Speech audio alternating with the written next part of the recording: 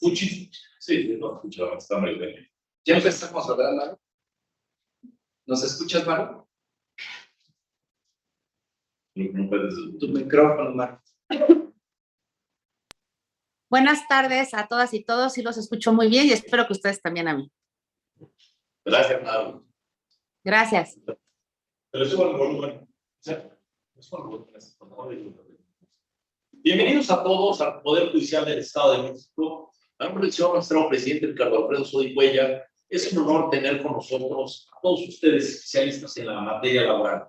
El Poder Judicial mexiquense se ha caracterizado, sin duda, por tener una lógica de capacitación permanente, una lógica de calidad humana al servicio de la justicia. Y para que ello suceda, nos hemos preocupado por tener operadores judiciales verdaderamente capacitados en temas de inclusión. Estoy seguro que el Poder Judicial mexicano es de los pocos tribunales del país que hemos cumplido con la obligación que nos mandata el 13º transitorio de la Ley Federal del Trabajo de capacitar a los operadores del sistema de justicia laboral en derechos humanos de personas en situación de vulnerabilidad. 4 entregas hemos realizado ya del seminario específico y el diplomado para tal efecto. Hoy, nuestros operadores del nuevo sistema de justicia laboral se encuentran capacitándose en perspectiva de infancia y perspectiva de para juzgar con personas con discapacidad visual y auditiva. En este sentido, estamos ciertos que la capacitación constante nos permitirá tener los verdaderos resultados que el nuevo modelo de justicia laboral quiere. Una justicia cercana, una justicia efectiva, una justicia de cara a los gobernados. Estamos ante un ataque, sin duda, la más importante de las reformas constitucionales en los últimos 100 años, que en el tercer de los grandes ejes, que es justicia laboral, y que transita los entonces tribunales en sede administrativa, las juntas de conciliación y arbitraje, que recordarán ustedes el artículo 123, apartado A, fracción 20, establecía en sede administrativa para que transite ahora a sede jurisdiccional, a sede judicial. Que dicho sea el paso, el Poder Judicial es el órgano constituido del Estado que se pensó para eso, para resolver controversias. Y es donde la solución de controversias desde mi óptica siempre debe ser. En ese sentido, nos sentimos muy contentos de poder dialogar con autoridades laborales de los diversos sectores. Se encuentra con nosotros la presidenta de la Junta Federal, mi querida María Eugenia Navarrete, bienvenida. Tenemos también el honor de recibir al magistrado Juan Manuel Vega Tapia del Poder Judicial de la Federación, a la magistrada María Eugenia Gómez Villanueva, a la magistrada Rocío Rojas Pérez, queridísima amiga magistrada integrante de la quinta sala del Tribunal Federal de Conciliación y Arbitraje, con quien además de una amistad de hace muchos años, hemos colaborado en muchos temas académicos. Muchas gracias, querida amiga, por estar hoy con nosotros. Y al querido magistrado Roberto Chávez Gómez, presidente de la Asociación de Tribunales Estatales de Conciliación y Arbitraje, bienvenido. A los señores y señoras juzgadores especializados en materia de trabajo, es un honor tenerlos con nosotros. A los integrantes del Tribunal Burocrático del Estado de Jalisco, muchas gracias por acompañarnos. En ese sentido, con un saludo respetuoso del señor magistrado presidente de nuestro tribunal, el magistrado Ricardo Sodi Cuellar, cedo el uso de la voz de manera muy respetuosa a nuestro coordinador, el magistrado Juan Manuel Vega Tapia, para que tome los trabajos específicos de esta mesa. Está usted en uso de la voz emprestada. Muchas gracias, Gerardo.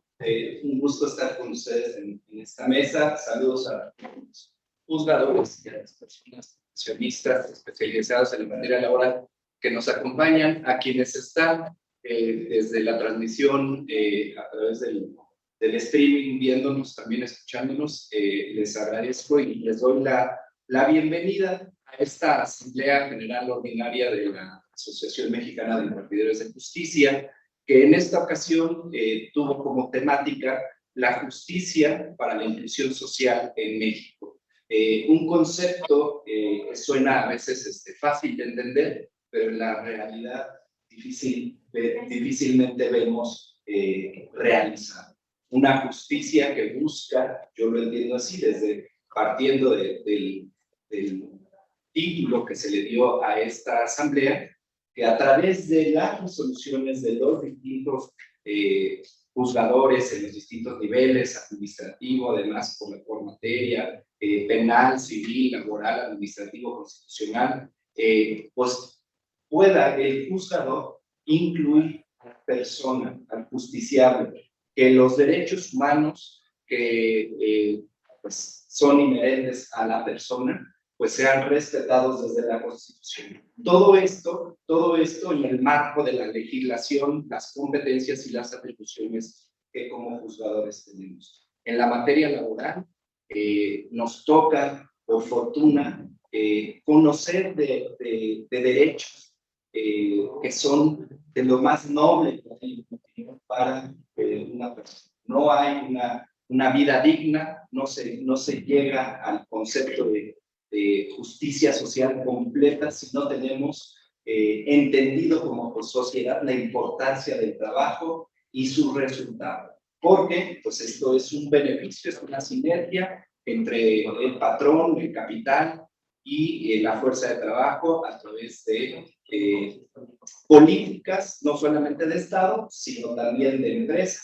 Y bueno, muy importante la regulación. Ahora estamos convocados para hablar, decía yo, de esta justicia para la inclusión social en México y siguiendo un poco la metodología que la Asociación de Partidos de Justicia nos sugiere, yo formularé a ustedes algunas preguntas sugerentes, aquí le denominan detonantes de diálogo. Ustedes tendrán 7 minutos, alrededor 5, como dijo el magistrado Miguel Becerratos, que esto sea una camisa de fuerza para explicar, exponer y compartirnos experiencias. Empezaría, si me lo permite, Presidenta, haciéndole con usted, haciéndole una de estas preguntas detonadoras. Y sería la siguiente. ¿Cómo ha hecho la justicia laboral para garantizar los derechos de personas en situación de vulnerabilidad? ¿Nos puede compartir alguna experiencia? Sí, cómo no. Buenas tardes. Mi nombre es María Eugenia Navarrete Rodríguez, soy presidenta de la Junta Federal de Conciliación y Arbitraje. Pues es un gusto saludarlos, que están perfectamente por videoconferencia. Me da mucho gusto estar aquí, comentarles el día de hoy las actividades y la protección que tenemos ante este derecho social de los trabajadores. Sabemos que hay una inequidad, hay una desigualdad por lo que son los trabajadores y a sus empleadores. ¿Qué es lo que hacemos en la Junta Federal? Pero sí me gustaría primero poner en contexto cómo está el día de hoy la situación de la Junta, porque creo que hay a veces muchas dudas de si ya desaparecimos, qué van a hacer con los expedientes.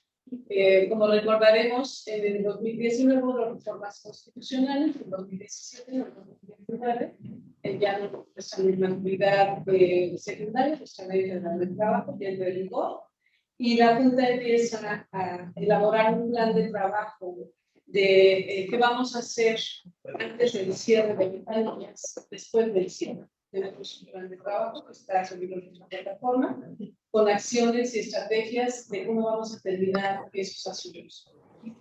Sí les quiero comentar cuál es la situación ahorita de la Junta.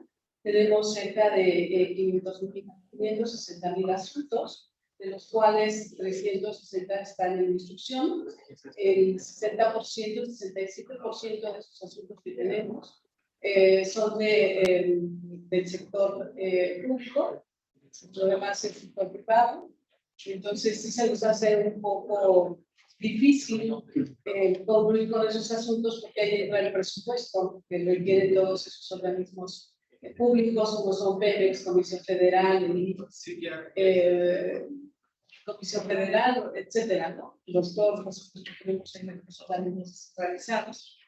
Es un reto muy difícil, sin embargo estamos tomando acciones al respecto y sobre todo dando prioridad a estos grupos vulnerables.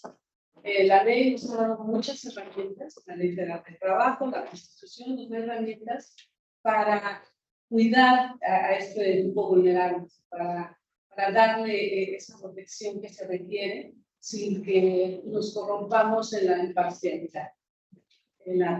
Ser parciales, siempre ser imparciales cuidando esa ley federal de los vulnerables. Por ejemplo, en el artículo 685 de la ley federal del trabajo nos menciona que los trabajadores que existen una demanda de irregularidad de sustento completa, tenemos la obligación como junta de requerirlos para que en los momentos puedan ellos acertadamente con su abogado completar, decirnos nos faltó estas expectaciones, damos esa oportunidad de que si hay algún irregularidad nos pueda solventar en 2 momentos.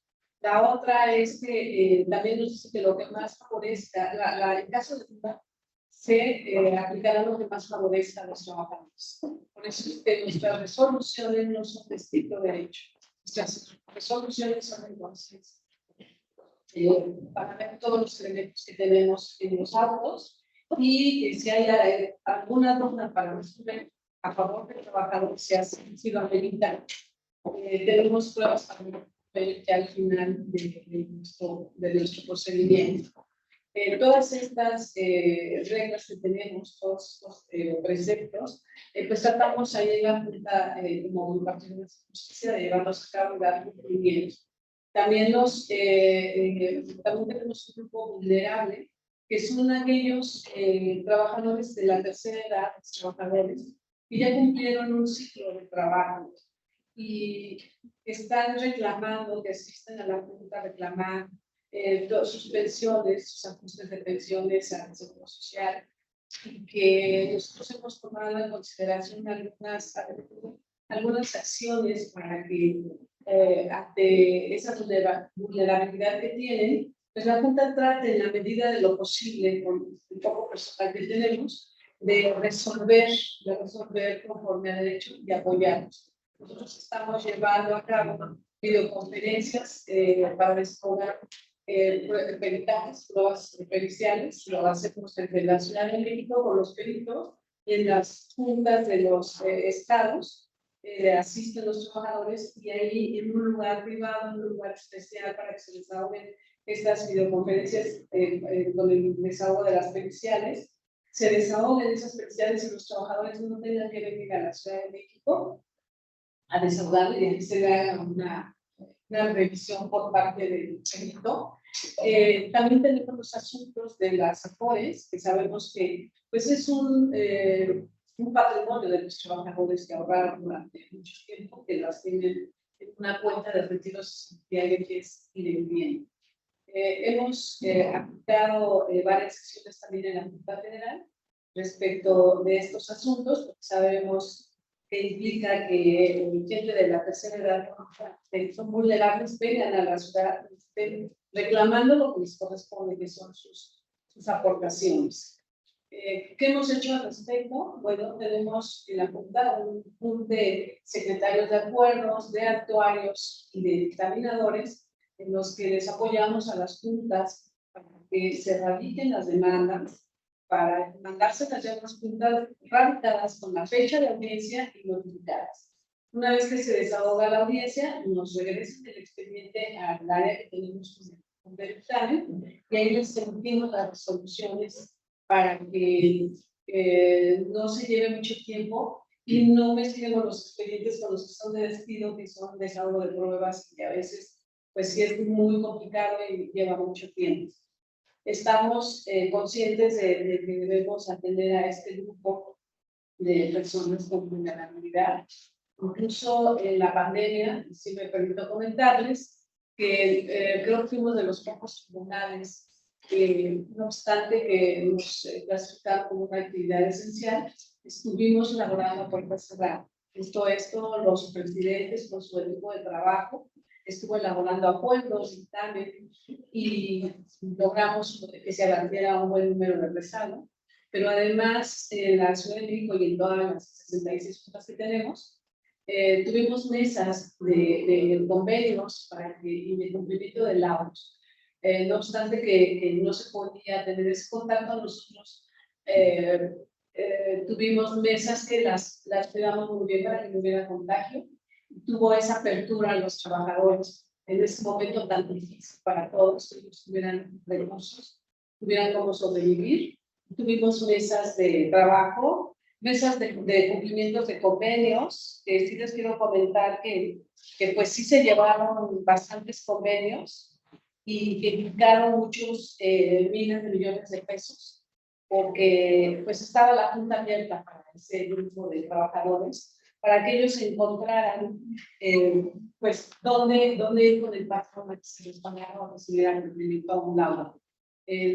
Además, también estuvo abierta el área de colectivos para los desplazamientos a huelga y también el área para recibir todas las demandas de suspensión de relación laboral que en ese momento muchas empresas hicieron valer por la situación que prevalecía en el país social y económicamente. Tuvimos abierta esa área para poder llevar las audiencias y poder resolver en oportunidad. Creo que vimos buenos resultados. Por mi parte, yo como titular de la Junta estuve satisfecha en ese momento con lo que se hizo. Claro, es una tarea ardua, es una tarea difícil, pero nada que no se pueda cumplir, no se pueda llevar a cabo. Si hay un equipo de trabajo honesto, que trabaje con transparencia, y sobre todo consciente de lo que estamos resolviendo en el momento, que no son expedientes, son personas. De todos esos expedientes tienen rostros que debemos ser conscientes de que necesitan de nosotros. Muchas gracias. Espero que se haya contestado. No, muchas gracias a usted, magistrada. Desde luego que con su exposición nos hizo ver cómo este tribunal tan importante pues enfrentó pues no solo los retos que presentó la pandemia a todo el país, pero en materia de justicia y justicia laboral, en donde los grupos vulnerables, las personas, sobre todo en aquellos asuntos de pensiones o de riesgos de trabajo, no me quiero referir a los despidos, pero en esos donde el grupo vulnerable es justo el que viene a pedir justicia, pues en su tribunal no se cerraron las puertas, continuaron trabajando. Me consta además, porque pues ahí en México recibimos muchos asuntos de este tribunal. La felicito, gracias por comentarnos. A mí me queda una duda, ojalá que más adelante nos pueda comentar. Estos 560,000 asuntos que tienen, ¿podría proyectarse en tiempo un aproximado de cuánto se requiere para batir esa carga de trabajo? Si quiere la dejamos para más adelante y continuar, si nos permiten, con el formato que nos estableció la Asociación Mexicana de Justicia.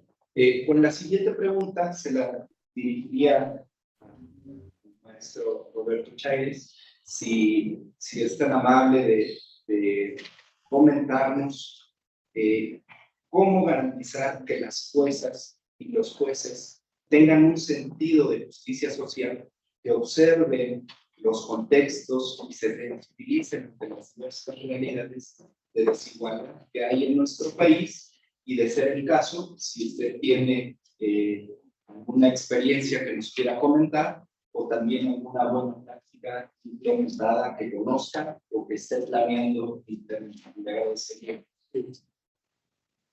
Buenas tardes, estimado auditorio, compañero de mesa. En relación con pregunta y evento, yo quiero reflexionar primeramente en relación con el tema que se está tratando de inclusión social de determinados sujetos. Es un tema que en la actualidad está cobrando fuerza porque existe un interés por parte del Estado, precisamente de materializar justicia social, que está contemplado en el derecho social. Y esa justicia social, lo estoy recordando en este momento, lo podemos encontrar perfectamente en la visión que daba uno de los maestros de la primera generación de Derecho del Trabajo, Alberto Trueba Urbina, cuando señalaba que el derecho social lo extiende, lo materializa en su visión en el derecho del trabajo, son normas y son principios de instituciones que tienen por finalidad proteger, integrar, pero sobre todo reivindicar a la clase trabajadora. Y en esta visión, y agregaba ya los débiles económicamente, pero a nivel de lo laboral, estaba agregando a las mujeres, a los niños, mineros, y todos los sujetos que en este momento nosotros visualizamos que los contemplan los contratos laborales. Es una visión de doctrina de un autor nacional. Esta idea del derecho social, de reivindicar, de incluir, de integrar, ¿sí? Lo encontramos, ¿sí?, de una forma más precisa a partir del siglo XIX, cuando los turcos empiezan a estudiar el derecho social y empiezan a hablar de un derecho de integración, fundamentalmente rescatar a los campesinos y a los trabajadores, que es nuestro tema. Esa era la visión. Y esta justicia lo vemos también en normas internacionales. Entonces, eso es lo importante, y para esta reflexión de hoy, por la función que nosotros desarrollamos, sí, yo creo que es muy importante, aunque a nivel del Poder Judicial Federal se puede crear el derecho, al nivel de jueces, magistrados, bueno, nosotros podemos visualizar y revisar la función creadora del derecho y la función creadora también de la Constitución. ¿Por qué de la Constitución? Porque en la Constitución, ¿sí?, nosotros vamos a encontrar, ¿sí?, después de cada revolución, desde la Constitución del 24, del 57, del 17, ¿sí?, después vamos a encontrar a esos representantes del pueblo que elaboran, ¿sí?, la norma. Y como hoy se afirmaba en la mesa de reflexión, cuando el Poder Judicial Federal en su más alto nivel defiende la Constitución, está defendiendo la soberanía, es decir, el poder del pueblo para autolimitarse y para autodeterminarse. Eso significa que esa función del juzgador, del Poder Judicial, es muy importante, porque está defendiendo la voluntad popular, la expresión de cada una de las normas. Entonces, la función creadora de la norma constitucional, de la norma reglamentaria y las normas, protocolos que se han estado trabajando en forma muy acertada por parte de las comisiones del Poder Judicial, y surge a partir de lo que está firmado de la reforma constitucional del 2011, surge el protocolo de perspectiva de género, y que 10 años después, eso es lo más importante de la función del Poder Judicial, 10 años después la revisa. Y el día de hoy también había hasta un evento de dar a conocer esos resultados de una revisión que se hizo de la norma, del protocolo, 10 años después, y que además hay un seguimiento por parte de cada uno de los tribunales. Ahora bien, en relación con la actuación del juzgador, ¿sí?, para tratar de realizar acciones de inclusión del juzgador, y para que lo haga bien, la pregunta dice: la labor de los juzgadores, que deben, cuando aplican las normas, deben de llevar a una sociedad más igualitaria, sin discriminación y más justa. Y bueno, tenemos que revisar la estructura de los tribunales, en este caso de los tribunales burocráticos a la que nosotros pertenecemos. Y los problemas que tienen los tribunales burocráticos desde Yucatán hasta San Luis Potosí está relacionado fundamentalmente con recursos. Si no se cuenta con los suficientes apoyos para que los tribunales funcionen de forma adecuada.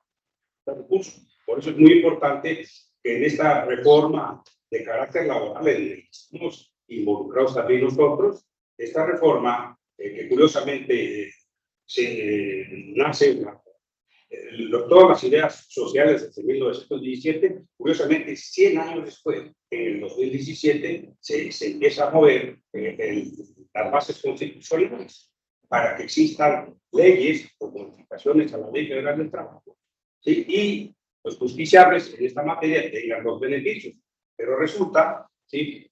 Resulta que en los tiempos que se señaló por cuestiones políticas y otras más económicas también, sí, no, y electoral fundamentalmente, no se dio esa modificación. De 2 años después debería de haberse dado. Y quedó en suspenso, hasta que en el año 2019 ya vimos la modificación de la nueva ley de trabajo, en donde aparece todo el tema, ¿sí? de la conciliación, que tampoco es nuevo, ¿sí? Porque desde que surgen las juntas de conciliación arbitral, no es conciliación, está el tema de la conciliación, de los arreglos previos, ¿sí? Y en la reforma del año de 1980, con José López Portillo, cuando se dio la reforma procesal, en la exposición de motivos aparece el tema de la conciliación, pero no solamente aparece, sino que se dio un despliegue de acciones por parte del gobierno federal para ese efecto, como en este momento yo lo veo también por el Judicial Federal, como el gobierno federal está apoyando muy bien a la Secretaría del Trabajo, a los órganos jurisdiccionales, y dentro de su dinámica. Entonces vamos a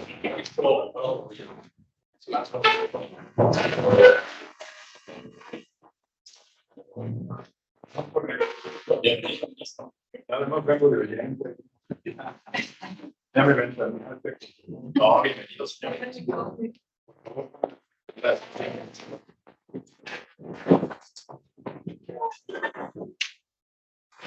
Entonces, les comentaba que curiosamente esa reforma que se presenta en el año 2019 ya cuenta con los recursos económicos, ¿sí? Y se ha desplegado, ¿sí? Una serie de acciones.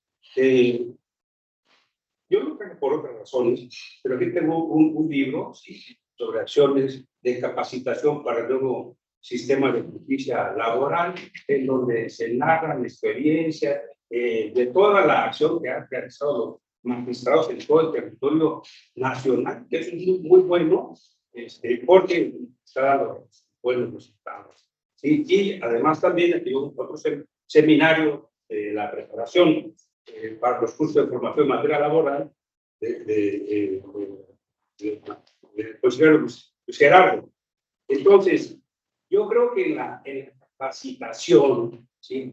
Está la solución de estos temas, de que se materialicen, ¿sí?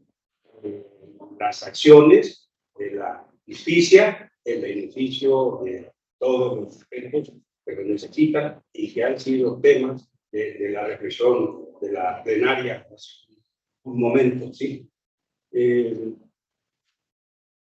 Hay que decirlo también en estos momentos, sí, como un punto ya para concluir por qué lo necesitamos, el personal, sobre todo a nivel de tribunales estatales, ¿sí? Que tenemos una dinámica diferente de la federación, ¿sí? Tienen algún manejo muy fuerte y que sí llega de carácter político, que sí afecta en relación con los recursos y la parte de capacitación. Hay que decir, no existe la capacitación en los lugares. Y yo, con estos orgullos y ejemplos, yo soy parte de un tribunal, un estado, del año 1996, expide su legislación burocrática, laboral, ¿sí? Y transcurre 25 años, ¿sí? Y yo no veo ninguna acción por parte de los titulares del tribunal, que no tienen apoyo del Ejecutivo, Y para que no pasara desapercibido, nada más lo resalto, escribí un artículo o en una revista de la Universidad Iberoamericana, en donde dejamos un testimonio, una reflexión sobre la legislación burocrática de San Luis Potosí, por motivo de la aniversario, para que no pasara desapercibido. Entonces, Gracias. por le agradezco por el tiempo. Muy interesantes sus reflexiones. En un punto coincide con lo que la presidenta también nos expuso acerca de pues el poco personal, los cambios que están viviendo, que no hay renovación, se acaba el personal y no hay recursos para que sigan trabajando. Es una misma problemática la que usted comenta. El Poder Judicial de la Federación, que también inicia, y con ese libro que usted se comparten experiencias acerca de esta implementación que, como decía la pregunta detonante, una manera de garantizar que jueces tengan un sentido de justicia social sería que fuese contar con recursos. Hace rato escuchaba yo al consejero que la verdad este es un estado pionero, es un ejemplo, me consta, los he visto iniciar, trabajar, cuenta con recursos y los resultados son para seguirse en otros estados y replicarse incluso en la federación. Estas dos características que resaltan como garantías para una adecuada justicia con sentido social son muy importantes y agradezco su participación. Me voy a dirigir a usted también con una de las preguntas que en el protocolo nos da la Asociación Mexicana de Importadores de Justicia. Si me permite leer la pregunta. ¿Cree usted que la elaboración y difusión de los diversos protocolos y manuales para juzgar con perspectiva de género, de infancia, de orientación sexual, identidad y expresión de género, características sexuales, entre otros, por parte de la Suprema Corte, han servido para una mejor exigencia de los derechos ante los tribunales? Gracias, magistrado Vega Tapia. Qué honor que usted conozca esta mesa, porque en el Tribunal Federal de Conciliación y Arbitraje corresponde al apartado 9 de esta asociación. Nos toca conocer diferentes asuntos que en vía de amparo resuelven tribunales colegiados, y entre esos uno que usted integra con mucha honorabilidad. También me saludo con respeto al señor ministro Pardo Rebolledo. Qué honor que nos acompañe. Reciban todas y todos un saludo del doctor Plácido Morales Vázquez, presidente del tribunal, que pues por cuestiones de agenda no pudo estar aquí, y esperemos con esta encomienda que tengo de parte de él podamos esta tarde intercambiar algunas inquietudes. Me parece que sin duda, bueno, más bien afirmo, sin duda, sí. Si todos estos manuales, protocolos que ha hecho la Suprema Corte de Justicia de la Nación son unas herramientas, son unos documentos que en el caso del tribunal son la base de estudio, y debemos de considerarlos como la base de estudio para dictar nuestros laudos. Me parece que han aumentado ya en los últimos años la observancia o la cantidad de asuntos de grupos vulnerables, y el patrón Estado, patrón equiparado, pues desde luego también va adecuando sus condiciones de trabajo conforme a las decisiones que mandata, que se emiten en primera instancia por el Tribunal Federal de Conciliación y Arbitraje, pero con estricto apego a el contenido de los manuales. Como ejemplo, y hablando, retomo un poco la pregunta para la presidenta de la Junta, quisiera yo señalar dos experiencias, si se me permite. que nos han dejado en la quinta sala que su servidora integra unos grandes enseñanzas y que precisamente fueron fuente de estudio del Poder Judicial de la Federación y que se basaron en estos manuales. Uno, un asunto de una trabajadora embarazada con categoría de confianza, acude al tribunal a solicitar reclamar la reinstalación, pago de prestaciones derivadas, accesorias de una relación laboral que ella mantenía con el titular de una secretaría, que por ahí decimos que no vamos a decir el nombre, pero es aquella que tiene muchos grandotes trabajadores y se dedican un poquito a la enseñanza. Esta trabajadora es despedida, bueno, considera despedida injustificadamente y estaba embarazada. El titular de la relación contesta la demanda y niega la existencia y argumenta que fue lo que nos unió una relación de carácter. Desde luego, su defensa va en que el último contrato concluye y no es despedida la trabajadora. En un primer laudo, efectivamente, el antecedente es que en la sala no observamos porque no venía específicamente demandas de derechos humanos sobre la discriminación que ella había argumentado, pero sí señaló el estado de embarazo. Llega el asunto de amparo al tribunal colegiado y en una sentencia muy interesante hacen un análisis de la perspectiva de género, desde luego, y de la no discriminación por la situación de embarazo.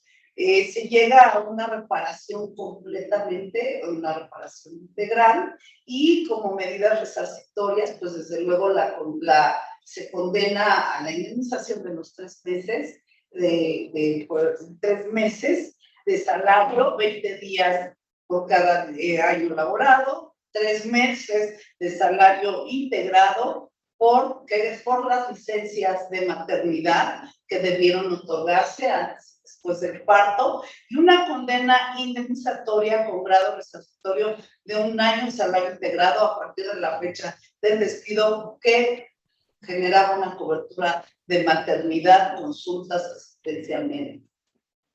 Como medidas reparatorias de carácter disuasorio, fue condenada la secretaría demandada a pedir una disculpa pública, evitando la revictimización de la trabajadora, a publicar un extracto de la sentencia de amparo y del laudo en un diario de la Ciudad de México y desde luego a la elaboración de un protocolo y manual sobre los derechos de mujeres y exigencia para tener un espacio libre de violencia, sensibilizando desde luego a funcionarios y a trabajadores sobre esta materia, además un exhorto de no repetir el acto.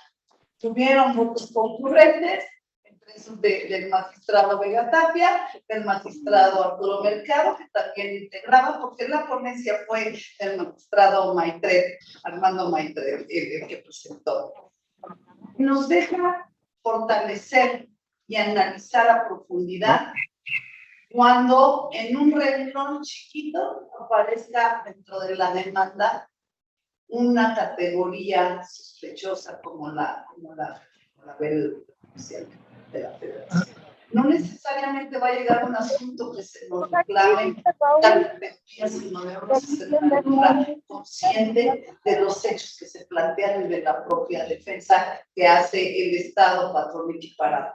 Y otro asunto de manera muy breve que quisiera compartir con ustedes esta tarde, y se refiere a las providencias cautelares urgentes que la Ley Federal de los Trabajadores al Servicio del Estado no la prevé.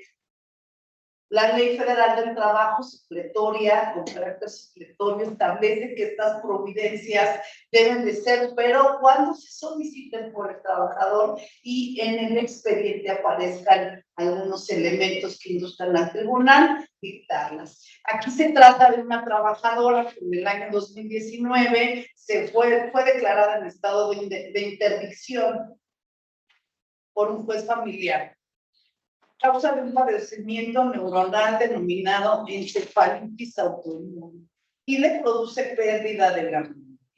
Ella desde 2018 goza de licencias médicas y cuando se presenta a su centro de trabajo en una secretaría también de Estado, se le informa que está dada de baja y ya no tenía servicio médico. Entonces, los magistrados que integramos la sala de oficio consideramos involucrarnos en el estudio con carácter de urgente y establecer estas providencias que, insisto, no están literalmente expresadas en la ley, sino ya con interpretación, como se dijo en la plenaria, del artículo primero constitucional. Decidimos nosotros dictar un acuerdo en dos sentidos. Ordenar a la secretaría titular demandada que se le incorporara de inmediato a la trabajadora a efectos de que ella fuera inscrita al ISSSTE.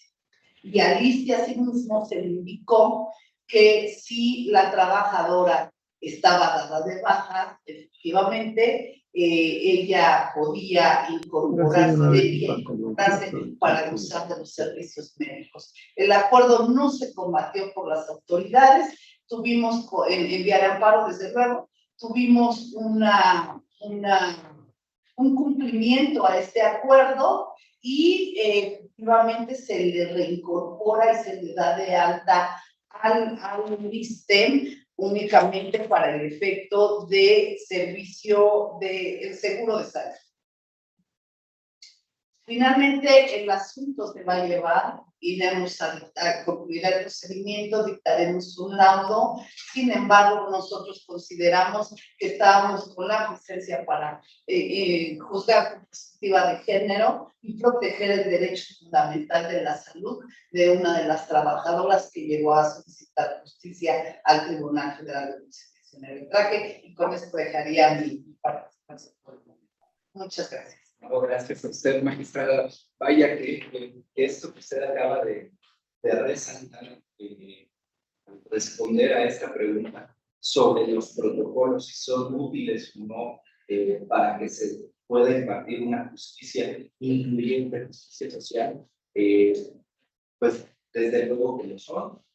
Tan es así que buscan incluso ser solamente orientadores y una guía para identificar categorías sospechosas. En los dos asuntos que usted nos acaba de exponer, hubo esta pues, circunstancia o esta coincidencia de que había que el juzgador tenía la obligación de identificar categorías sospechosas. Yo me voy a referir un poquito a que usted escogió para la casualidad que se comenta y que fue un asunto de que conocemos en un tribunal, pues es cierto, y lo que yo destaco con este tipo de asuntos, cuando llegan a un colegiado después de no es culpa de las partes y las autoridades, dadas las cargas de trabajo que tienen, llegan al colegiado 5, 6, 7 años después, ¿cuántos años pudo haber tenido el hijo de la mujer embarazada que fue despedida y tenía categoría sospechosa y además mujer y trabajadora de confianza? Pues por eso el tribunal tomó las medidas que usted describió. Utilizó usted una palabra que se refirió como condena. En realidad suena raro, porque realmente lo es, pero el tribunal asumió ese papel. Que un tribunal colegiado establezca una condena en una sentencia, eso no es técnicamente posible. Lo que se hizo fue tratar de establecer medidas reparatorias dada la gravedad que se estimó había en el caso. Y bueno, como conclusión, yo la verdad es que estoy muy complacido y sorprendido de que se tomen en cuenta estos protocolos que la Corte ha ido viviendo para todas estas categorías sospechosas.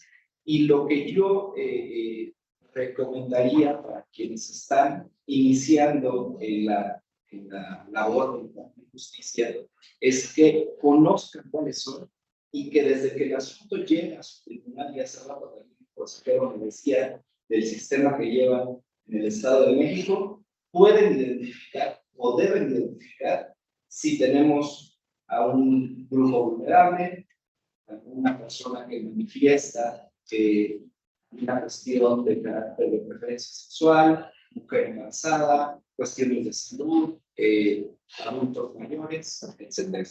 Discriminación, cualquier tipo de discriminación. Entonces, pues, todo ya es muy interesante y espero ahorita que nos vuelva a complacer con el gusto de la voz, a ver qué tal nos refiere sobre eso. Muchas gracias. Maru, ¿estás conectada? Aquí estoy. Gracias, Maru.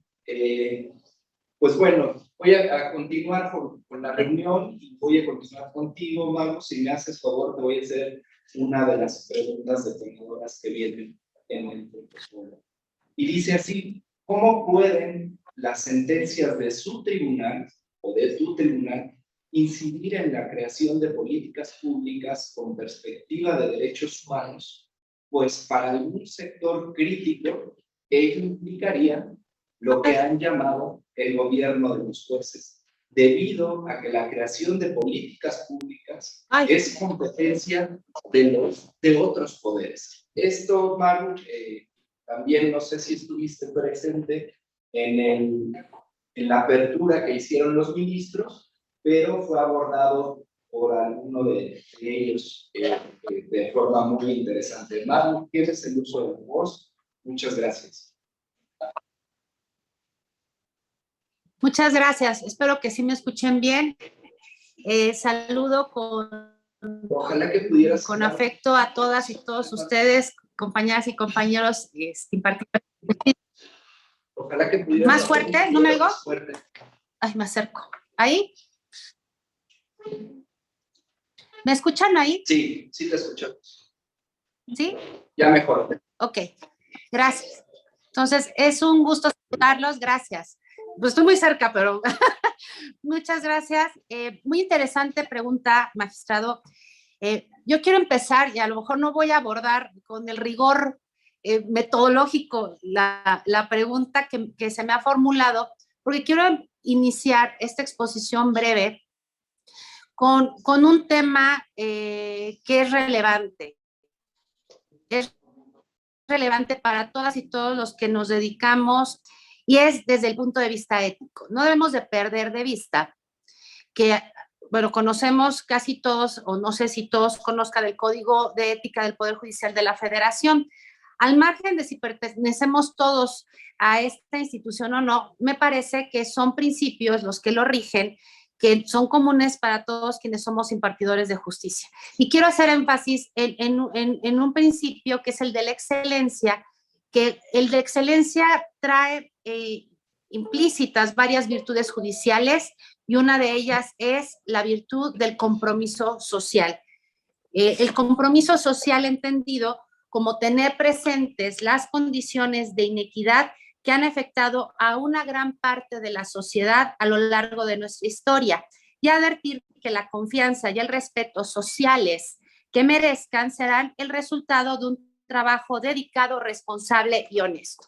¿Por qué digo esto? Y ahora sí, abordando la pregunta, no solamente si se puede incidir, sino es nuestro deber hacerlo. ¿Por qué? Porque tenemos que tener un conocimiento para juzgar, un conocimiento de lo que sucede en nuestra sociedad, un conocimiento de la realidad, un conocimiento de los contextos. Entonces, sí podemos incidir y debemos hacerlo. Digo, bien sabemos que cada caso concreto que se pone a nuestro conocimiento debemos abordarlo con el profesionalismo, la independencia, la objetividad, la excelencia que debe tener toda nuestra función. Sin embargo, al resolver un caso concreto, podemos ir haciendo y debemos ir buscando la manera de incidir en nuestra sociedad, de incidir en cambios positivos en nuestro entorno, no solamente en el caso concreto, sino en general. Y claro que entonces no solamente podemos hacerlo, sino lo debemos hacer. Debemos de hacerlo con esas miras en los casos evidentemente en que se pueda. Bueno, yo traigo un tema en relación a todo esto y es el de las personas trabajadoras del hogar. Me parece que es uno de los casos más ejemplificativos de cómo una sentencia no solamente incidió en el caso concreto, sino también incidió en la instauración de una política en ese entonces y después inclusive tuvo mucho que ver en reformas a la ley, tanto de la Ley Federal del Trabajo como la Ley del Seguro Social. Para poner en contexto, debemos reconocer que el trabajo de las personas, el trabajo del hogar, el trabajo que desarrollan personas en el hogar, este trabajo remunerado, ha sido invisible, ha sido de alguna manera en la informalidad total, casi total.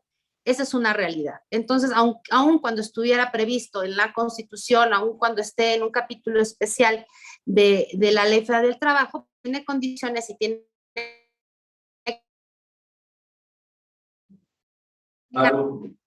características, estereotipos en función, ¿sí?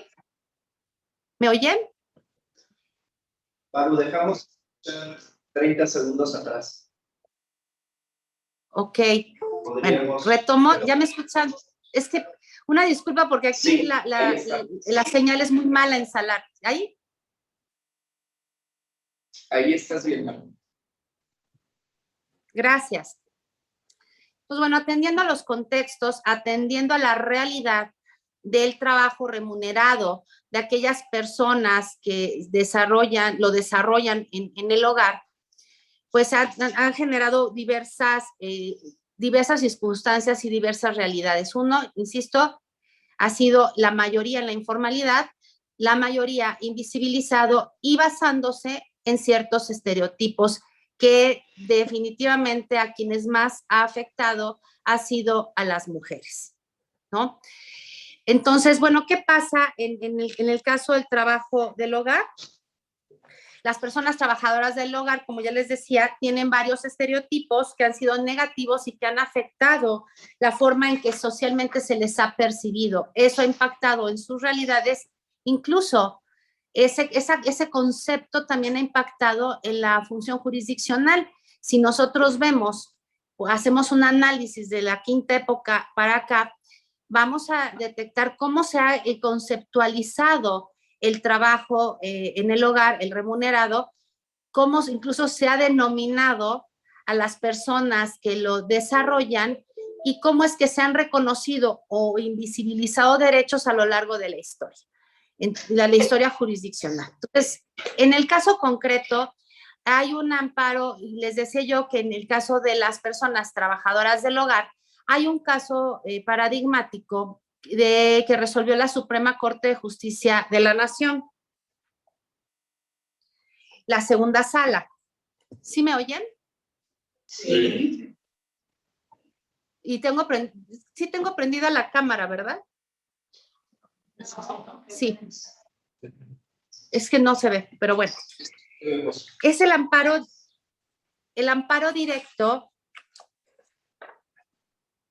El amparo directo 9/2018.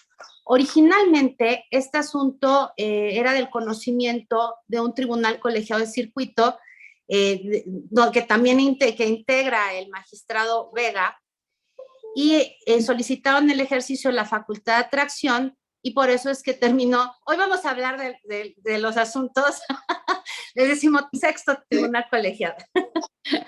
Pero bueno, curiosamente, y además yo tengo que reconocer el día de hoy acá, entre todas ustedes, colegas, esa integración, el magistrado Vega como el magistrado Maitred en su momento han sido muy sensibles a los temas de género, han sido muy sensibles a los temas de personas en una situación de vulnerabilidad. Tan es así que han llegado justamente estos temas, los que ha abordado la Corte y provienen de ese tribunal. Entonces, mi reconocimiento en ese sentido a ellos. Bueno, retomando, este amparo directo, el 9/2018, lo promovió una persona, una mujer trabajadora del hogar que tenía 80 años de edad y que alegó haber sido despedida evidentemente injustificadamente. Y entre otras cosas, pues también entiendo reclamaba el tema de la incorporación al régimen de seguridad social, ¿no? El pago retroactivo a las cuotas del seguro social. ¿Qué hace la Suprema Corte de Justicia de la Nación? Y al resolver este amparo directo, en primera parte, resolvió y determinó que es inconstitucional el artículo 13, fracción segunda de la Ley de Seguro Social. Eso en un primer momento. Además, la sala concluyó que es inconstitucional al decir que la inscripción a dicho seguro de las trabajadoras del hogar es optativo. Y dijo, viola a ello el derecho humano a la seguridad social en igualdad de condiciones y es discriminatorio. También señaló la sala algo muy interesante. Aun cuando la norma es aparentemente neutra, en realidad tiene un impacto negativo que afecta especialmente a las mujeres trabajadoras del hogar. Y enseguida abordó el reclamo del despido injustificado y determinó que analizando todo el acervo probatorio, se concluía que sí fue injustificado el despido. Aunque había un escrito de renuncia, no era plausible, no era verosímil pensar que la trabajadora de más de 80 años de edad lo hubiera elaborado porque estaba realizado e impreso con una tecnología que no conocía y además, a partir de las declaraciones de las demandadas, se advertía que la relación de trabajo duró más de lo que decían y que sí fue despedida. ¿Por qué se dice que este amparo directo 9/2018 del que derivaron tesis? Porque es paradigmático, porque es un parteaguas. Justamente porque la Corte ordenó al Instituto Mexicano del Seguro Social que instrumentara un programa piloto para diseñar y ejecutar un régimen especial de seguridad social para las trabajadoras del hogar. Es a partir de esta resolución el mensaje que se envía es contundente. ¿A quién? Pues al Estado mexicano. Algo se tiene que hacer respecto del régimen de seguridad social de las trabajadoras del hogar. Posterior a esta determinación, en el 2019, todos ya sabemos, hubo varias reformas, tanto a la Ley Federal de Trabajo como a la Ley del Seguro Social.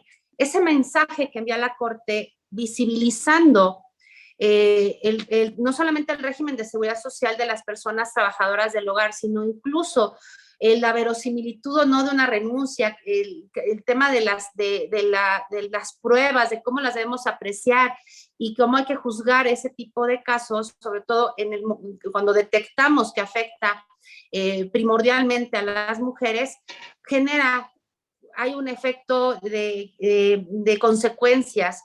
La reforma a la Ley Federal de Trabajo, la reforma a la Ley de Seguro Social, en donde ya en el año 2019 se incluye a las personas trabajadoras del Seguro Social como del régimen obligatorio. Entonces, destaco, y ya para finalizar, ¿se puede o no una sentencia, en este caso, bueno, estoy hablando de una sentencia de la Corte, pudo o no impactar en alguna política? Claro que sí.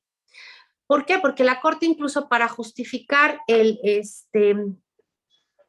cuando dijo que no era posible que se ordenara la inscripción retroactiva de esta trabajadora al régimen del Seguro Social, toda vez que en ese momento era voluntario, sin embargo dijo algo, afirmó la Corte, se pueden emitir directrices para orientar a la autoridad estatal sobre el deber de cumplir con la protección del derecho a la seguridad social. También estimó necesario que se emprendieran medidas para modificar de manera estructural las normas y políticas públicas que afectan a las personas trabajadoras del hogar. Entonces, concluyendo, nuestras sentencias pueden impactar, tienen que impactar de alguna forma en la medida de lo posible cuando hay los elementos para hacerlo, no solamente en el caso concreto, sino sí es importante que generen o que den ya pauta a los cambios sociales, a los cambios legislativos, a implementación de políticas públicas La magistrada hablaba incluso de lo que sucedió en la época de la pandemia y también muchas resoluciones que ahorita ya no abordaremos, pues tuvieron impacto hasta en cómo se visibilizó la forma diferenciada en que a las mujeres impactó pues estos 2 años de pandemia en sus trabajos y en la conciliación de sus vidas laborales, personales y familiares. Con esto ya concluyo, les agradezco mucho, a pesar de mis problemas técnicos, su paciencia. Gracias. Gracias, Antonio. Gracias. Es un tema muy bonito el que tú nos tocas, efectivamente, relevante para la sociedad mexicana. Yo le pregunto a todo el mundo, sin que me responda, ¿tienen personas trabajadoras domésticas en casa? Ya me imagino la respuesta. ¿Ya las inscribieron? También ya me imagino la respuesta. Entonces, ¿por qué les pregunto esto? Porque esta era parte de la reflexión que los ministros hacían al inicio de esta asamblea. Gobierno o no de los jueces, claro que una sentencia dentro del marco de nuestras facultades como juzgadores puede influir en una política social. Eso no significa que haya un gobierno de los jueces, ¿no? Pero sí que influye. Esta sentencia paradigmática que nos acaba de platicar la magistrada Maru está en uno de los artículos transitorios de la reforma de 2019. Y es una sentencia, para quienes conocen el amparo, se dicta en un recurso, más bien en una facultad de atracción que la Corte decide pronunciarse sobre un amparo directo, y el poder legislativo decide con toda la fuerza, porque además tiene una trascendencia de inclusión social muy importante, emitir la reforma a la ley laboral y a la ley del sector social. Es un gran ejemplo el que nos acabas de decir, Maru. Muchas gracias. Aprovecho, gracias, pues la presencia, sobre todo la hospitalidad del consejero, para que con toda libertad nos comentes sobre las políticas públicas que como Tribunal Superior de Justicia han implementado en el Estado de México, bajo liderazgo del presidente Sodi. Y te voy a hacer la pregunta y espero que te esclarezcas, platiques. La pregunta era retomada: ¿los órganos impartidores de justicia en materia laboral cuentan o no con herramientas y atribuciones para impulsar cambios sociales que impacten en la justicia social y con ello se logre mayor igualdad e inclusión? Sin duda. Si les parece adecuado, señor Gustavo Vega, amigos de la mesa, vamos a verlo en 2 dimensiones. La primera, en nuestro actual cotidiano, como impartidores de justicia y desde el aparato de gobierno judicial, desde el Consejo de la Judicatura, ¿qué hacen los tribunales desde el gobierno judicial para cambiar las políticas de inclusión social? Empezamos primero por el segundo de los momentos. ¿Qué hacemos del Consejo de la Judicatura para beneficiar a personas con alguna discapacidad? Primero, se ordenó por parte de la ponencia a mi cargo que tuviéramos un catálogo, que es al que se refería el señor maestro Vega Tapia, del marco conceptual estadístico de perspectiva de grupos de situación de vulnerabilidad en el Estado de México, que llega a tal detalle, claro, de lo que se relata en los hechos, como la preferencia sexual, si es una trabajadora embarazada, si es una persona de la diversidad sexual, de lo que relata en sus hechos, si es una persona de alguna etnia, de cuál, qué lengua habla, etc. Este trabajo lo realizamos en conjunto con la visitaduría y con las áreas especializadas de estadística en materia laboral, de manera que nosotros sí podemos saber con precisión si es que de los hechos en la demanda específicamente se relata de una persona de un grupo en situación de vulnerabilidad. Y eso nos permite hacer tiros de precisión sobre qué debemos capacitar a los operadores judiciales. Oye, están llegando cuántas demandas de trabajadoras embarazadas, ¿Cuántas demandas de grupos indígenas? ¿De qué grupo indígena? ¿Qué peritos necesitamos? ¿Qué traductores necesitamos? ¿No? Puedes tomar ese tipo de determinaciones. Oye, el Estado de México es tan grande como un país. Somos 18 millones de mexicanos. Es más grande que Chile, nada más para ponernos en contexto. El Estado de México no todo es Atizapán, Huixquilucan, Naucalpan y Toluca. También tenemos pequeños municipios como Aculco, como Mexicalcingo, como Jilotepec, como San Felipe del Progreso. Ellos no tienen derecho a tener justicia laboral. Me parece que sí. ¿Y qué vamos a hacer desde los tribunales? Aquellos que están en una situación precaria económicamente, hacerlos trasladarse 4, 5 o 6 horas a que vayan a la capital del estado o que vayan a Ecatepec o a Naucalpan a presentar sus demandas, o hay alguna manera mucho más sensible de hacerlo. Desde luego, y la ley lo prevé. 706 bis de la Ley Federal del Trabajo permite a los tribunales en régimen de movilidad. Y todo lo que no se le pone recursos es un buen deseo. El 14 de julio del año en curso, el Consejo de la Judicatura del Estado de México autorizó la compra de 2 tribunales móviles para llevar la justicia laboral a los pueblos alejados. Y esto permitirá acercar, porque a ver, también en estas pequeñas poblaciones, también en Mexicalcingo, también en San Felipe del Progreso, esas relaciones de trabajo. Y estaríamos entonces olvidando a un grupo económicamente desigual. Y me parece que eso no lo podemos permitir. Pero además, desde el gobierno judicial hemos autorizado, y esto inicia funciones a partir del 18 de noviembre, la creación de un tribunal en línea especializado en designación de beneficiarios y procedimientos paraprocesales, que permita, fíjense, nada más un tema tan sensible como la designación de beneficiarios. Ello implica que a alguien se le murió, su padre, su madre, su hermano, algún familiar cercano se le murió. ¿Y cuál es la tragedia de este tipo de procedimientos? En este tribunal, estoy seguro que en muchos otros tribunales del país, lo formamos a través de un ordinario. Y entonces algo que debería ser sumamente rápido, no lo hacemos tan. Y esto ya lo vimos en el tribunal. Y lo vimos gracias al control estadístico. Era económicamente viable, porque esa es la otra variable que se debe tomar en cuenta desde el gobierno inicial. Es económicamente viable invertir recursos en un tribunal de esta naturaleza. Sin duda, llevamos cerca de 3,000 asuntos radicados en estos 2 años de funcionamiento del nuevo sistema de justicia laboral, de manera que sí es económicamente viable. Este tribunal especializado que funcionará en línea tendrá competencia en todo el estado. Pero yo no le puedo exigir al gobernador que haga uso del Internet. Sí me puedo exigir a mí que yo actúe en línea.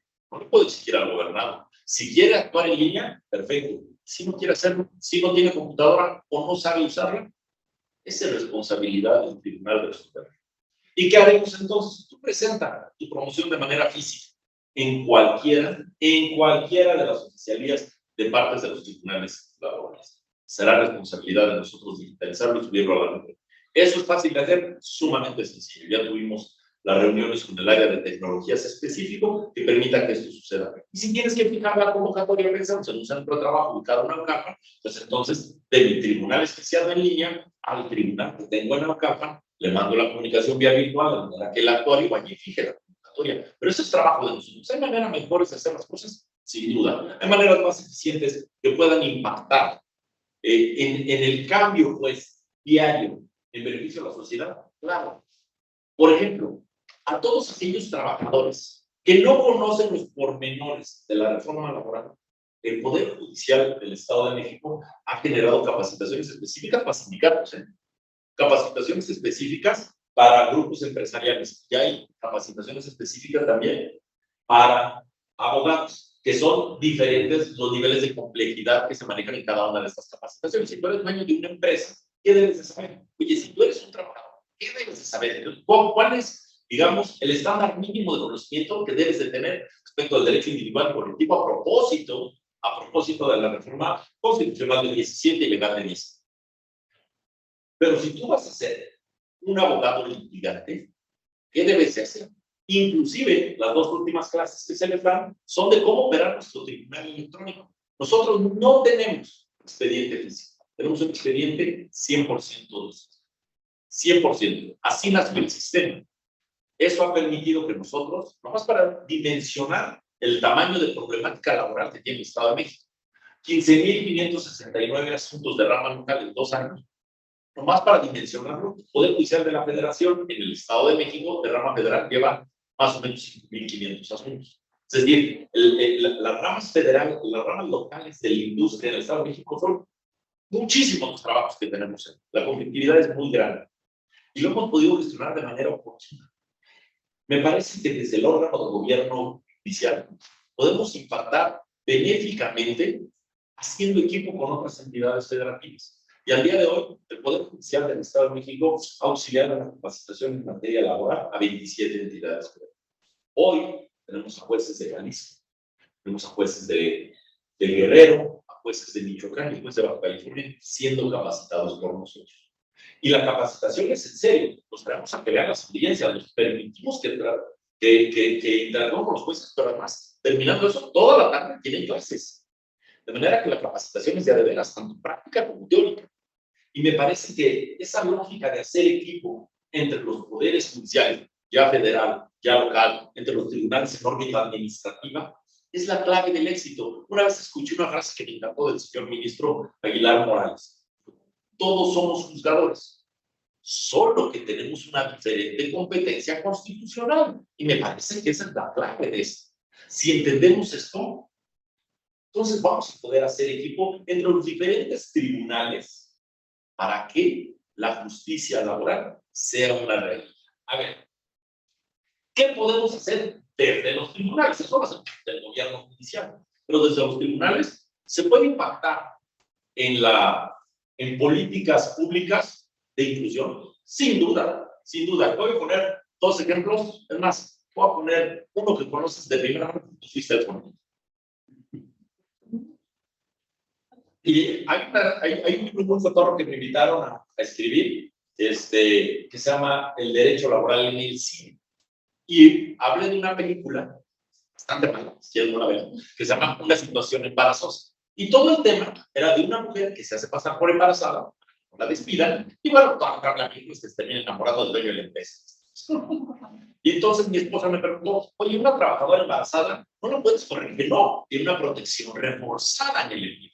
Y entonces, a propósito de esto, y se menciona este criterio emitido por tu tribunal, donde una trabajadora de confianza al servicio del Estado, en términos del artículo 123, apartado de fracción 14, y su interpretación que largamente ha dado en la Suprema Corte de Justicia de la Nación, concretamente la segunda sala, consideran que la estabilidad en el empleo respecto de una trabajadora de confianza es una restricción de rango constitucional y, por tanto, proceder de designación no la tiene. Inclusive cuando interpretaron el protocolo adicional de San Salvador en su artículo 7D, ¿no?, que establece el derecho de rendición, nosotros conocemos como reinstalación, digo, no le resulta aplicable, porque sobre el particular hay una restricción de rango constitucional. Pero ¿qué hizo este tribunal colegiado? Y después, ¿qué ha dicho la Corte? Porque toma este criterio. Dice la Corte, a ver, no perdamos de vista que cuando la trabajadora esté embarazada, con independencia que tenga un cargo de confianza, servicio del Estado, desde luego, en términos del artículo 123, apartado B, fracción 11ª, inciso C de la Constitución, que es en la lógica de la seguridad social, la trabajadora embarazada tiene derecho a permanecer en el empleo, dijo este tribunal y dijo la Corte.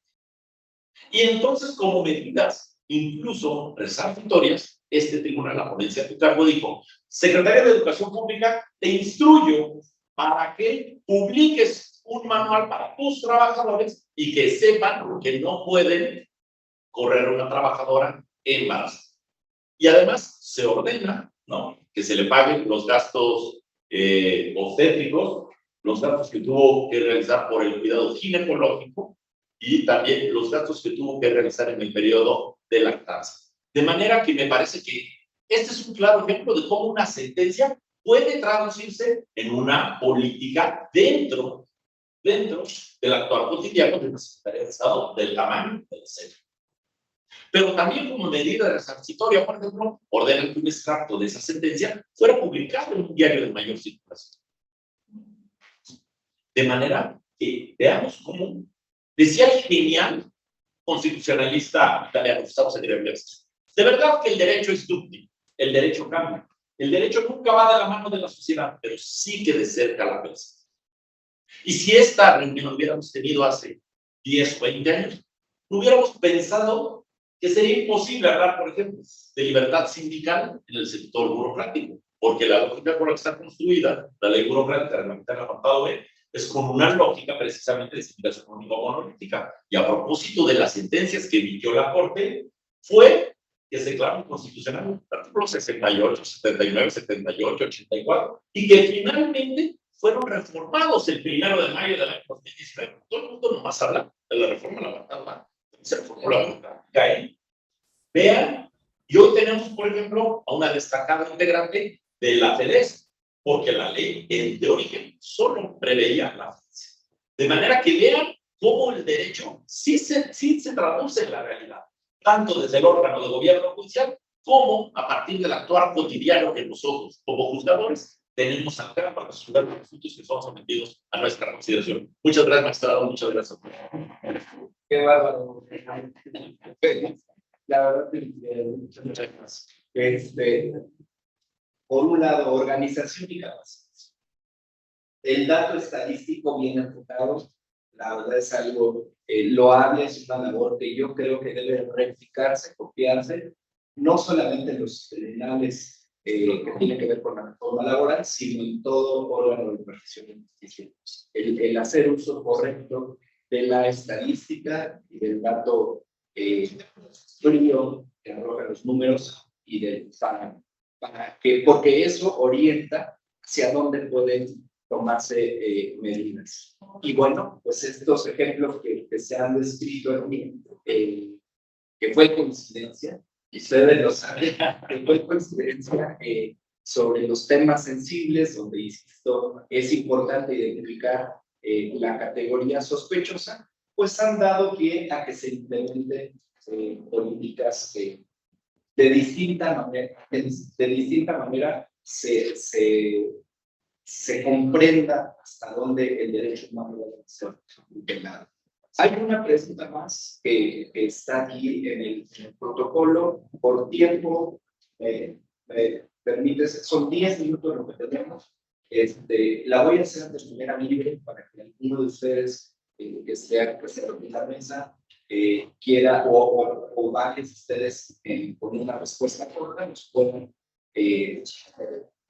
pues compartir ideas. Y esta pregunta la dejé para el final porque se me parece muy relevante y dice, ¿qué retos identifican para contribuir a la inclusión social de las personas que están en situación de discriminación?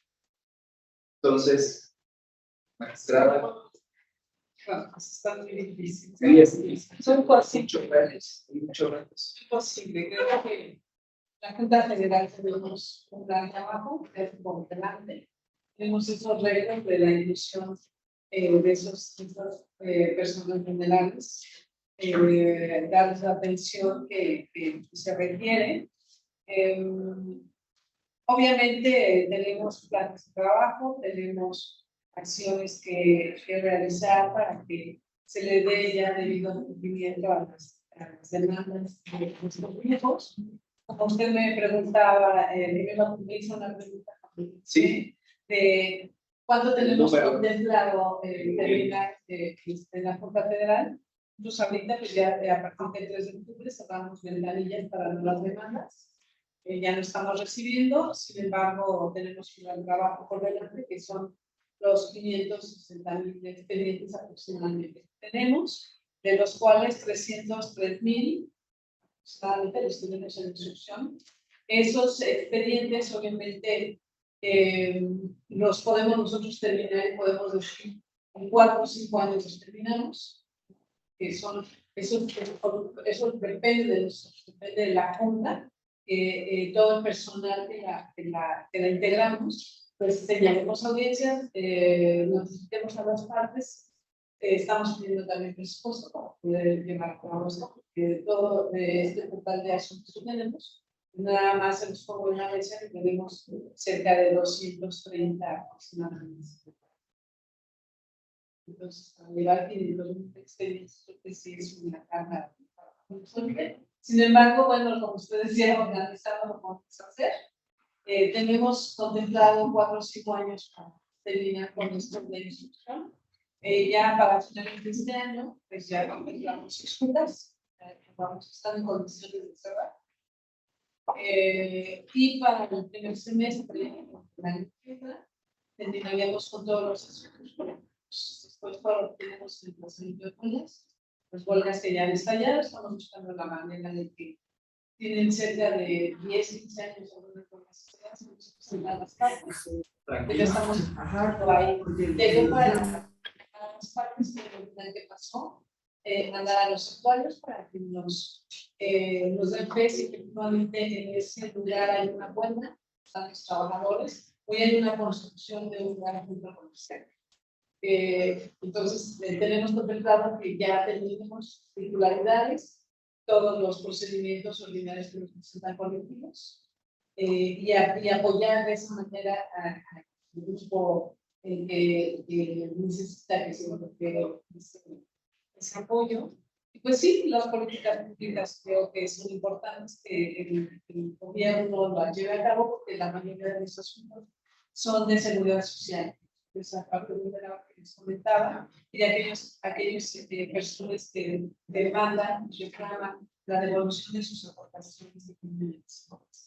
Yo creo que se puede hacer. Esto es un gran reto, pero vamos. Gracias, magistrado Roberto. De parte mía, y yo considero que el punto fundamental para lograr esos retos, materializarlos, sin duda que es la cuestión financiera. Eso tiene que contar con recursos, como ha sido el Estado de México. Y con la cuestión financiera, pues tiene que haber suficiente contratación, con los perfiles excelentes, que por fortuna en este momento ya han sido formados en todo el territorio nacional. ¿Sí? Y continuar con la capacitación. Yo creo que por ahí está la solución, pero yo veo así toda la cuestión financiera. Gracias. Gracias. Me parece que desde el punto de vista de la materia burocrática federal y refiriéndome a los laudos, un gran reto es generar la sensibilización, la visión prioritaria, con objetividad y plena voluntad del organismo patrón Estado. Hasta no haya reforma a nuestra ley que consideramos debe de darse, y toda vez que no se prevé en la misma, contamos con esa sensibilidad o esperamos con ese es un reto para nosotros. Pero quiero señalar que sí ya se dio un primer paso. La Secretaría de la Función Pública conoce de manera ordinaria los pasivos laborales y el último aproximadamente que se dio fue de 1,500 millones de pesos de los asuntos que tenemos. ¿Y qué hizo la Secretaría y el señor secretario? Coordinarse con nuestro tribunal y se brindó una capacitación precisamente a más de 300 funcionarios de alto nivel del área de recursos humanos y se les dijo: contrato de honorarios simulado es relación laboral. Hay condenas y no se justifica nombramiento por la temporalidad en el nombramiento por tiempo determinado. Características de los sistemas de salud, organismos públicos descentralizados que por la jurisprudencia del Pleno de la Corte 1021 están regresando al tribunal. Esa capacitación y sensibilización que dio el tribunal a través de un instituto con el que cuenta, del Instituto de Investigación y Capacitación como órgano auxiliar creado por el entonces presidente Gustavo de la Peña, sigue trabajando y sigue informando, sigue transmitiendo precisamente estos aspectos en esa sensibilización que dio el Poder Ejecutivo a través de la función pública para hacerles notar que los laudos y las decisiones deben de acatarse. Y realmente sí debemos de dar a conocer precisamente el presupuesto de lo que están en pasivos laborales moviéndose para que vayan previendo o vayan diseñando medidas que den cumplimiento a las decisiones emanadas de los. Muchas gracias. Muchas gracias.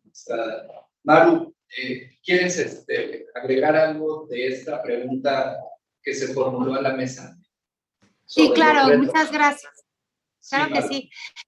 Me sumo a lo que han expuesto las magistradas, el magistrado, el consejero. Carga de trabajo, obviamente recursos, la falta de sensibilización, y yo agregaría algo. Además de sensibilización, además de capacitación, porque ahora hay muchas formas, hay muchos recursos para estar actualizado en estos temas, también tenemos que tener mucha, pero mucha voluntad en cambiar el chip, ¿no? En empezar, sobre todo, digo, hablo desde nuestra trinchera como juzgadoras y juzgadores. Esa voluntad de ver y analizar los casos concretos con una perspectiva de derechos humanos justo para visibilizar todas estas categorías sospechosas, todas las realidades de discriminación o de desigualdad que se han dado de manera estructural, incluso en algunos casos el tener que analizarlos con un rigor de interseccionalidad. Entonces, sí hace falta recursos, sí hay mucha carga de trabajo, pero también hay que tener esa voluntad y sensibilidad para poder juzgar con perspectiva de derechos humanos, y de esa manera poco a poco vamos incidiendo con nuestras sentencias en una realidad en donde ya puede incluirse a muchas personas que históricamente han vivido en la exclusión. Muchas gracias a todas y todos. Gracias, Maru. Pues ya se supone que había un periodo de preguntas y respuestas. Lo pregunto aquí al anfitrión. Las 3, según el programa de clausura. No sé si alguien de los que están aquí presente con nosotros quiera formular alguna pregunta a los integrantes de la mesa. Por favor. Oye, una vez en clase, dice un maestro, a ver, a mí usted dice, es que yo soy bien, dice, pues vuelvas a empezar. No sé cómo pueda interactuarse, porque también está abierto hacia el público. Alguien que de los que están conectados, escuchándonos, que quiera formular alguna intervención, algún comentario o alguna pregunta a los integrantes de la mesa, puede abrir su micrófono y expresarse. Perdón, permítanme, si hay alguien, porque ya adelante. Los protocolos que manejan colegiados, pues doy yo la respuesta. Sí. Los jueces pueden consultarse en la página del Sistema de Justicia. En los distintos edificios sede, normalmente hay distribución de protocolos para quienes quieren tenerlo físico. Cuando se emite, muchas veces está el documento en línea y pues bueno, básicamente de consulta todo está en la página de la Suprema Corte de Justicia de la Nación. Ahí están los distintos protocolos que hay, no solo útiles para la materia laboral, sino algunos otros que son para distintos. Sí, pues bueno, me refiero a los familiares, por ejemplo, los que tienen que ver con familia, que por el tipo de asunto, pues bueno, difícilmente con materia de trabajo sería. Muchas gracias.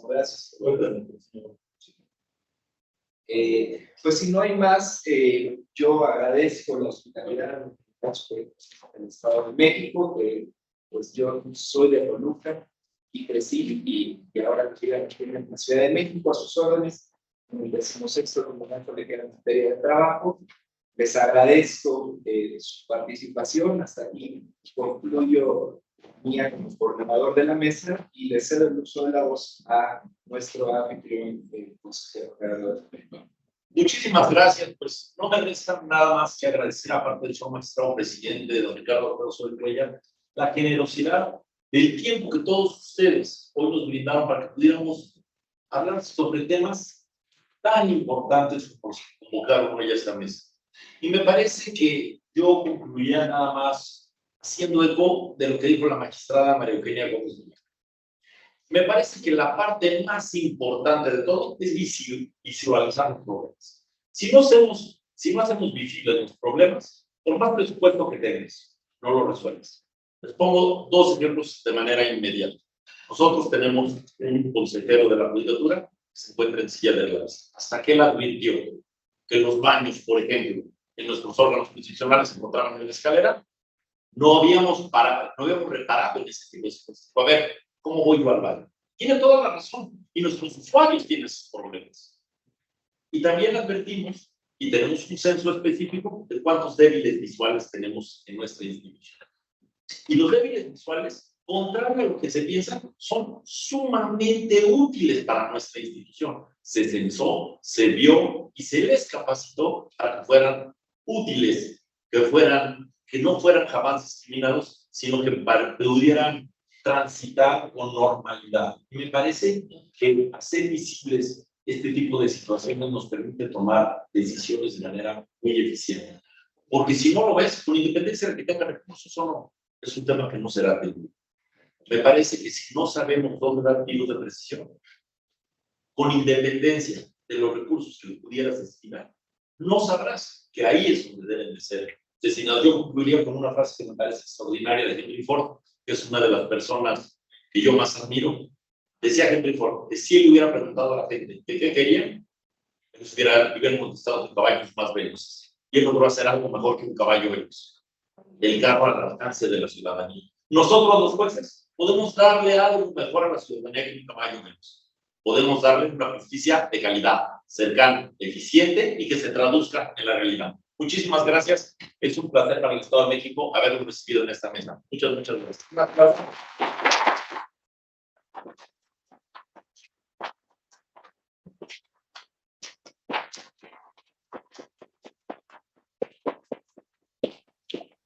Gracias, Maru. Gracias a ustedes. Un gusto saludarlos y nos vemos pronto. Hasta luego, magistrada. Gracias a todos los que nos acompañaron y pues, a los que están aquí presentes. Pasamos a el evento de música que está en el programa de trabajo del día de hoy. Muchas gracias. Gracias.